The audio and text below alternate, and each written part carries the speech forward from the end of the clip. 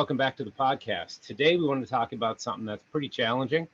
I get a lot of questions about this, and actually, I suggest that this is the problem to a lot of people that come in with neck pain, headaches, numbness, tingling, all kinds of problems in the neck and middle back. And you've probably heard the term, and I've heard it put two ways: tech neck or text neck, because people text. But it's basically a pretty big challenge because people are losing proper posture, disturbing the upper neck, causing a lot of issues that lead to less suffering. And over long term, arthritic changes and all kinds of problems. So if you look right now, I did a little research on, how much time are we spending looking at our screens, our phones, video games, or just plain looking down. Some people even sleep with their neck looking down. We look down way more than we look up. That's a simple way it goes. I think if you live back in the forest, you'd be looking up at the trees, checking things out, ducking under things, and it wouldn't be as interesting what's on the ground as it currently is. You'd spend some time looking up, and now we don't. So because of that, our necks are getting bent really bad. And think of a child in the formative years. Like one of my old favorite sayings is, "Give me a child from 0 to age 7, and I'll return a king, or I'll give you back a king," because those are very formative years, mentally, emotionally, physically. As well. And if we're looking at the physical body in this one, you're going to see that the children right now, 7 hours a day, they're tending to their screens or looking down. That has gone up 5 times or five times more with lockdowns. So when kids were in lockdowns during pandemic, that it was even way worse, as you'd imagine, right?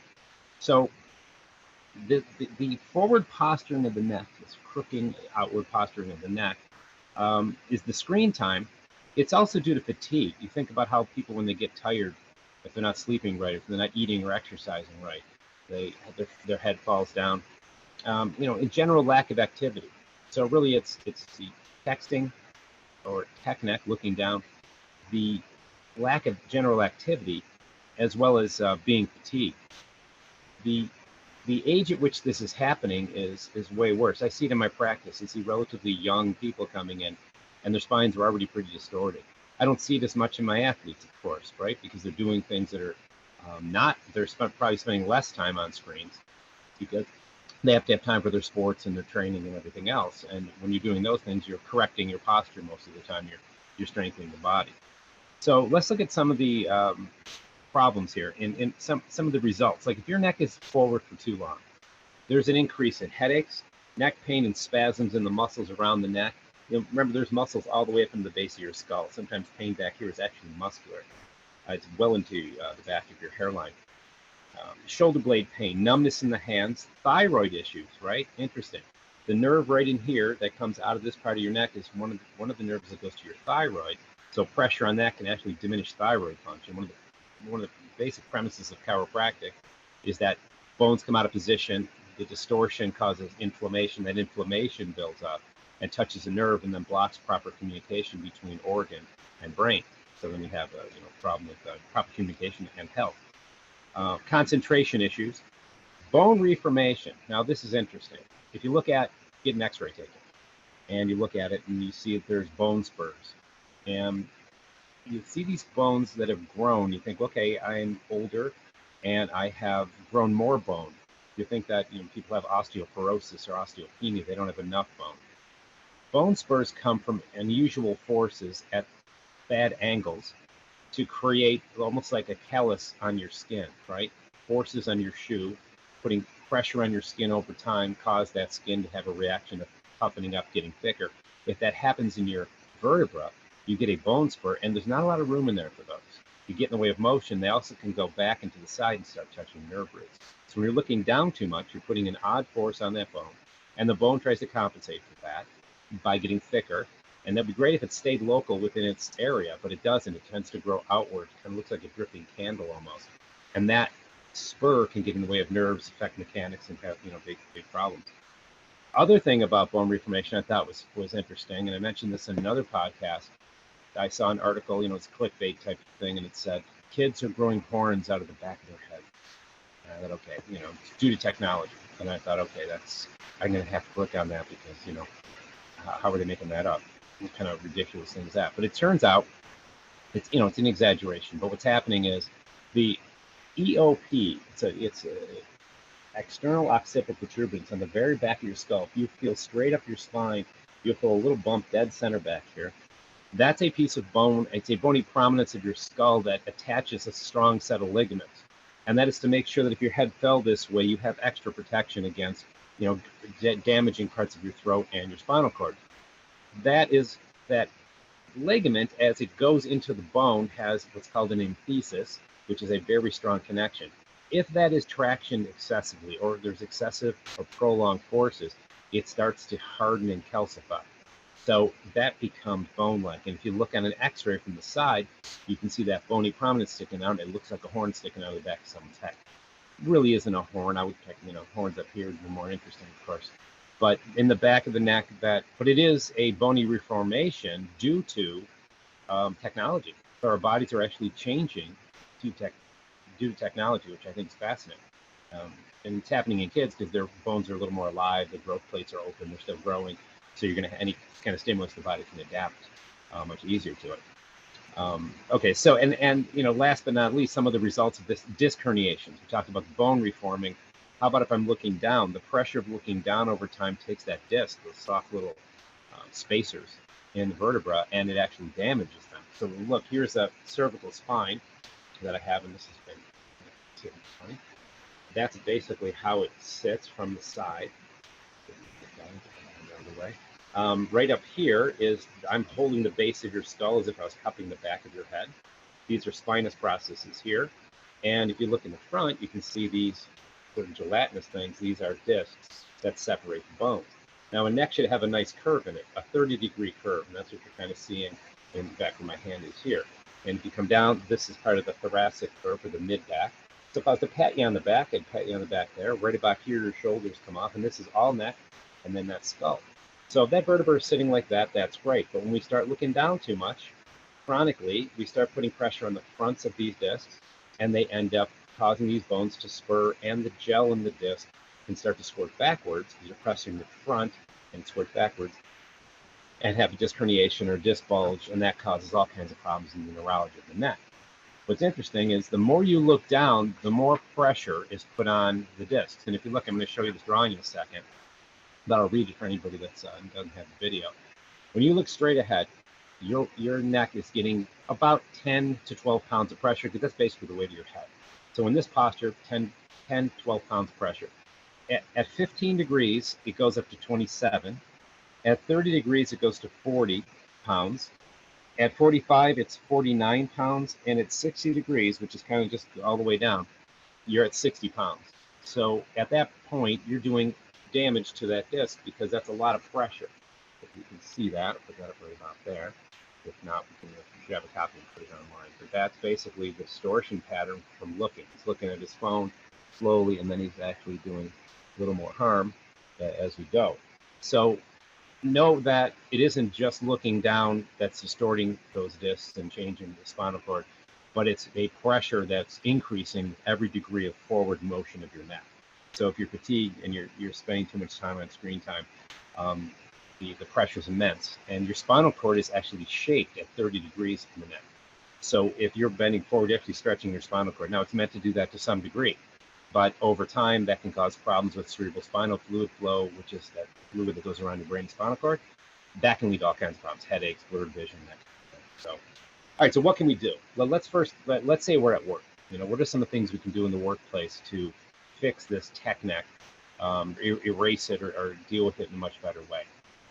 One of the first things, if you can, obviously, and the boss might yell at you or whatever, but get up every 30 minutes. Just simply stand up and go for a walk if you can. In whatever time you can. 30 minutes is this optimal time frame. If you got to do 2 hours, whatever. But do your best to get up whenever you can and walk. Maybe go to the bathroom. One of the postures, number 2, is a posture in yoga called sun salutation. It's basically you're standing, you're bent over, and then you're doing the opposite, bringing your arms back like this and way out and chin up, right? It's the opposite of the posture of looking down that you're spending time on the screen or on the computer. Postural disengagement is a phrase we use to say, okay, whatever posture you're in, do the opposite. The sun salutation is an example of that. But if you don't barring getting up, simply looking up. I mean, I know it's probably an obvious one, but sometimes you forget the obvious. By simply taking the neck all the way back, you can basically change the angle of it. And the other thing is the chin tuck. I have people put their fingers, and a lot of people might know this one, put their fingers in their chin and just squeeze their neck straight back and then forward. It's kind of silly looking. You bring your neck back and forward. And it stretches some of the back ligaments, muscles, tendons to try to get some fluid moving in that tensed area that's been stuck in the forward position forever. The standing workstation, of course, right? The standing workstation is a little more likely to change all the curves in your back, because the low back, the middle back curve, and the neck, they have a relationship to each other. They're the three kind of springs that occur when you heel strike as you walk. You want to make sure that all those curves are doing well. And there's no chairs in nature. People ask me, what's a good chair? There's no such thing, really. There's just really bad chairs and relatively good ones. But sitting is a man-made idea.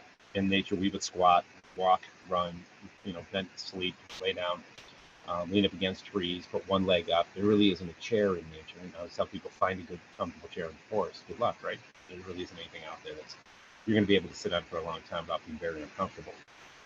So the standing workstation is great. And if you do get a standing workstation real quickly, you want to still sit for 20 minutes, stand for 8, walk for 2 optimally. If you can do 28, 2, you're still sitting more than you're standing.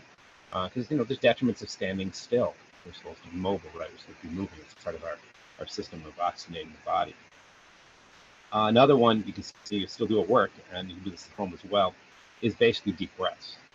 You could easily be concentrating on your work. I have people set their watch to chirp on the hour and then do a series of breaths. And I like a nasal breath with an abdominal expansion. So you hold your chest and your abdomen, one hand on each. Breathe through your nose, and you feel your chest still and your stomach pushing in and pushing out. That breath is one of the most relaxing breaths. But the breath is going to utilize musculature in here. And when you stimulate or utilize those muscles, those are some of the muscles that are getting tighter and tighter from looking forward. And by making them stronger, it'll correct your posture to some degree. So we want to make sure you're doing some good deep breaths at work as well as at home, but more at home. Let's look at some home stuff. So that's kind of all the stuff you can do at work. There's also, if you want to take it to the next level at work, if you can figure this out, resistance cords with handles. You can wrap them around the bottom of a chair, push them when you're not using them right in the armrest, take them off, and basically just stretch them over your head a few times and looking up as you're doing this. Simply doing that with resistance cords is very good for a lot of different postural things as well. But let's look at how the spine's put together real quickly. If you just look at my neck, we have a muscle on the side called sternocleidomastoid, SCM for short, because it's kind of a long one. We have scalenes on the side. We have trapezius or trap, which everyone kind of knows about. If you're working out, you're building the traps. Those muscles, and then the pecs are all very related to where your neck ends up. The middle back is sort of the foundation for the neck, right? It sits on top of the ribbed area. Your first rib is actually right here. The collarbone is here. I'm not confusing them. Your first rib is right behind it. It's a very small rib. Look on a skeleton, people don't realize that ribs up that high. I'm actually pushing on it, and it comes right in the base of my neck, but it's still not what we refer to as a thoracic vertebra. So there, of these muscles I just mentioned, some we want to strengthen, some we want to stretch, and then we want to mobilize the middle back. So we're going to mobilize, stretch, and strengthen. So let's get into that real quickly. So we want to make sure that we're stretching the sternocleidomastoid and the scalenes. These muscles are very important in positioning of the neck. If the scalenes are tight, and this is tight, it's a compressive force. And when you compress and you're forward, you're going even more forward, and it becomes really a problem. The best scalene stretch is to put one hand behind your back or sit on your hand. I have my palm up on this side. I'm taking my hand over my head, and I'm going straight to the side. The reason I sit on my hand is I want this shoulder to be pulled down. If I do this, it doesn't get anything done. I'm doing this straight to the side. And then obviously you're going to do the opposite side. Same idea. So you'd be stretching your sternocleidomastoid a little bit, as well as your scalene. And then rotation, because rotation is going to get those scalenes. You're going to use them and stretch them. So it's basically deep breaths, nasal, abdominal, each side. And these stretches are to be held anywhere from 10 to 30 seconds, depending what kind of feels good and what you need to do and what you can get away with. If you got to pay attention to your screen, you might do the rotation a little shorter. But so those you're going to stretch, as well as the pecs. Okay, now the pec stretch is going to be something where you're leaning in a doorway, putting your arms up and back, leaning forward, the chest muscle. You want that to be long because you don't want those shoulders in front adding to the pulling down in the neck and shoulder area. pulling that head forward again. So stretching the pecs, the sternocleidomastoid, and the scales. So those are free. Now we want to build some strength in a few muscles. Muscle you want to build strength in is the upper middle back, right? The upper middle back. My favorite for that, in your home, let's say, you lay on your belly on the bed, and the bed comes right to your chest. Your head is hanging over the bed. You're looking at the floor. And what you do is turn your head just a little bit to the side, maybe 30 degrees to the left. And then you just bring your neck up, not all the way. You don't want to hurt yourself or force anything. And you hold it for 15 seconds.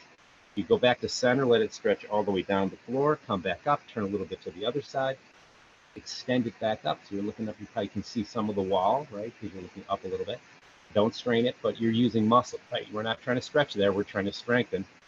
So we're going to hold that muscle up a little bit and try to get some contraction or some endurance strength in those muscles, because those are the ones going to hold our neck up, which is what we want. We want to be the opposite of all this looking down stuff.